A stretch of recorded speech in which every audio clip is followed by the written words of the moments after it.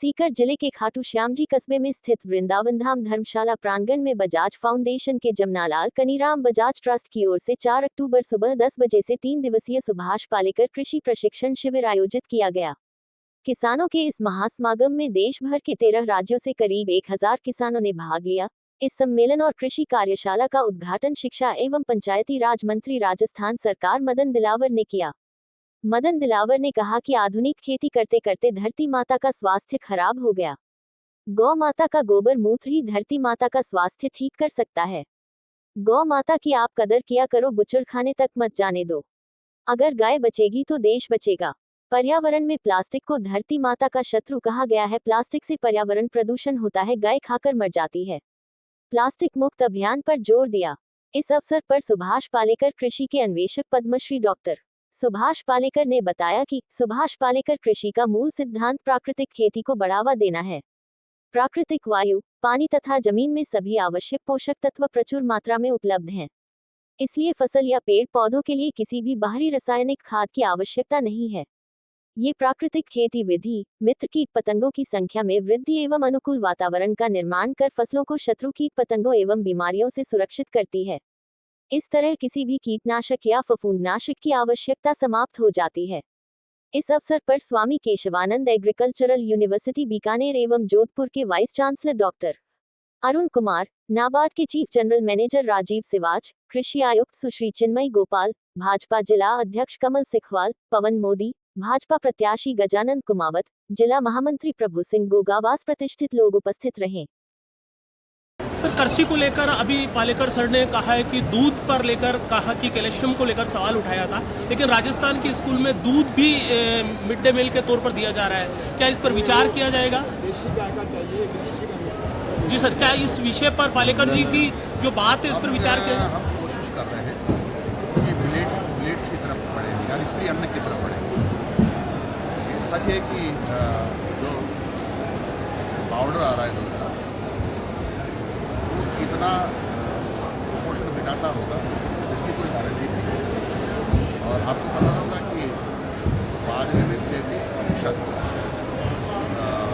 Iron होता है। बाजरा है, मक्का है, ज्वार है, इनमें अधिक आयरन होता है और सबके लिए पौष्टिक होता है। इस ओर बढ़ने का हम प्रयास करते हैं। किसान की आय डबल करने की दावे सरकार करती है, लेकिन अभी नाबार्ड के मैनेजर सर वो भी खुद मान रहे हैं कि डबल नहीं तो कुछ बढ़नी चाहिए। क्या दावे और इस मिसमैच को कैसे देखते हो? आप 2014 के पहले का उठाकर देख लीजिए। मैं कहता हूँ कि आय लगभग सारे आंकड़े उठाकर देखेंगे ना आप, तो देखिए। और यदि जो मोदी जी का सपना है कि जैविक खेती, प्राकृतिक खेती पर लोग आए, ज़्यादा हो जाए। अब आप कहेंगे दुगनी कैसे होगी? यदि आप जैविक खेती की तरफ प्राकृतिक खेती पर बढ़े तो जो पैसा हमारा आधुनिक खेती या जो उर्वरक और पेस्टिसाइड डाल रहे हैं उन सबको जोड़ेंगे तो फिर ये दुगनी हो सकती है, माइनस होगा। सर, दातारामगढ़ डार्क जोन में है। हर बार बात होती है यहाँ नहर लाने की, हर बार चुनाव आते हैं और नहर लाने की बात होती है, मगर उसके बाद में भूल जाते हैं। जब आप बात कर रहे हैं उन्नत कृषि की, तो ऐसे में उन्नत कृषि कैसे उसको अपन सही कर सकते हैं? देखो, उन्नत कृषि करने के लिए कई एंगल से काम करना पड़ेगा।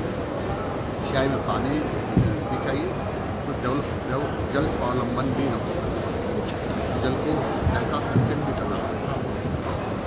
मैं समझता हूँ कि जो बरसात का पानी होता है वो संचयन करके प्राकृतिक खेती की तभी उन्नत हो सकता है।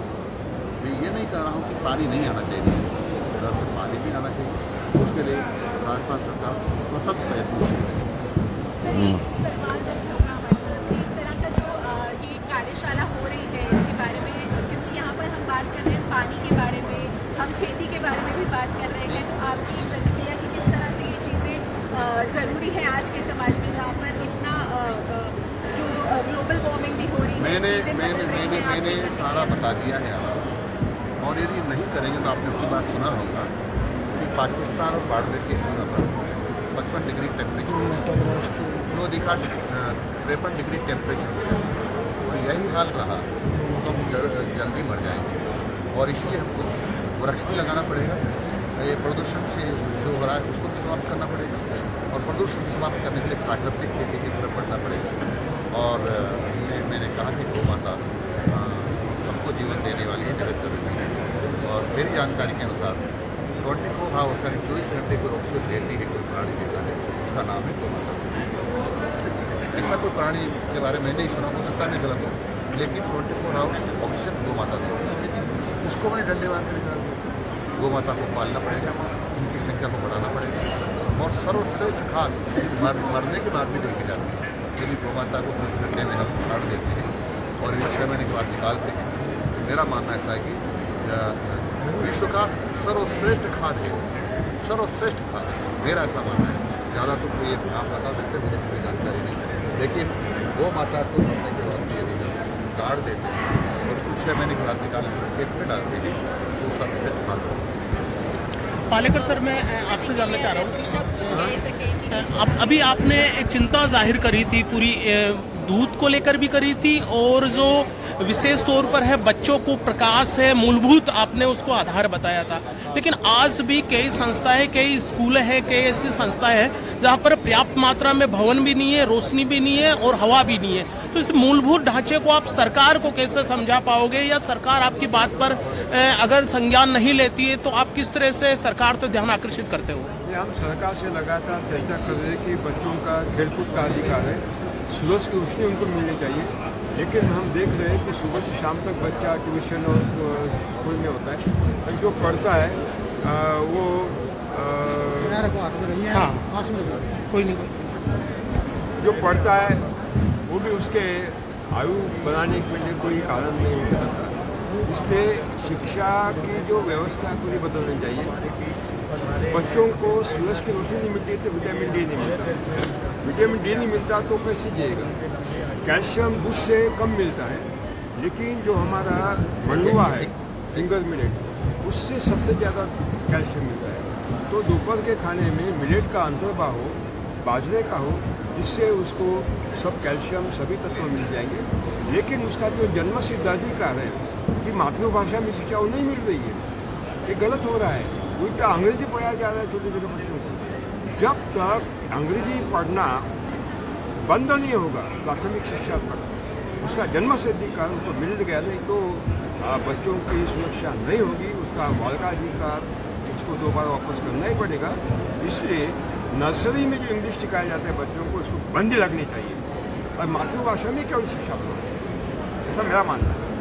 लेकिन सरकार जो है इंग्लिश मीडियम स्कूलों को लगातार सरकारी स्कूल में बढ़ा रही है, तो सरकार का अपना तर्क है, आपका अपना तर्क है, तो अपनी बात है राजस्थान सरकार तक, क्योंकि मंत्री जी भी आए हुए हैं, आपकी व्यक्तिगत बात भी हुई है, इस बात को कैसे समझाया जाएगा? माननीय मंत्री जी को सामने बैठा है, आपने सुना है, अब उनका दायित्व है कि उस पर क्या। जी, आपने जो प्रश्न किया है बहुत महत्वपूर्ण है, क्योंकि जो राष्ट्रीय शिक्षा नीति आई, राष्ट्रीय शिक्षा नीति में यही प्रावधान है कि प्रारंभिक शिक्षा लोकल भाषा या मातृभाषा में हो रही है और इसकी ओर बढ़ रहे हैं। कांग्रेस के राज में बच्चों को बहुत गलत रास्ते पर ले जाया गया, अंग्रेजी स्कूल जबरदस्ती थोपे जा रहे हैं। हालांकि अंग्रेजी सीखना चाहिए, इसका विरोध ही नहीं हुआ, लेकिन प्रारंभिक शिक्षा जो होती है बच्चों की, वो तो मातृभाषा में और लोकल भाषा में दी जानी चाहिए। ये कितना गंदा काम किया है इस कांग्रेस सरकार ने कि स्कूल में अंग्रेजी के अध्यापन नहीं, भवन नहीं, वहाँ पर किसी प्रकार की व्यवस्था नहीं, और अंग्रेजी विद्यालय खोल रहे। इन मूर्खों को कोई समझाए कि एकदम 1 से 12 तक तो तुम अंग्रेजी में कर दोगे। तो जिन्होंने